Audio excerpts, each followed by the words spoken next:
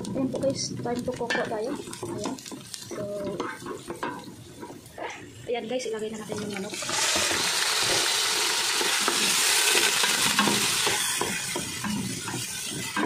Tapos ilagay natin ito. Tingnan natin yung mga makakas.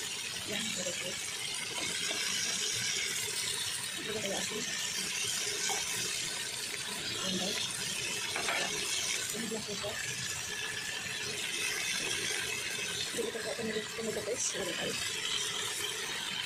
Silagay natin yung patata. Then isunod naman natin itong Baguio beans. Mix natin.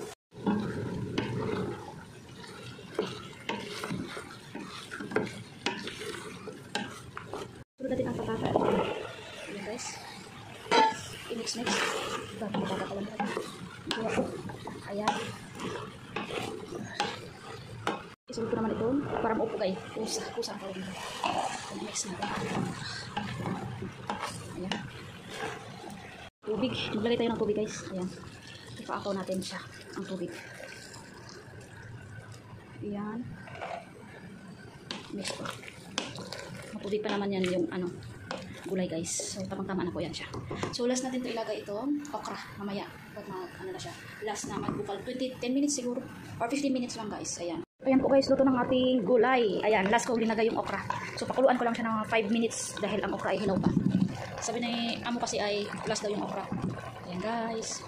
Takpan ko uli and pakuluan ko 5 minutes din. Luto na yan. Ready to serve na po guys. And thank you for watching. Dito lang po.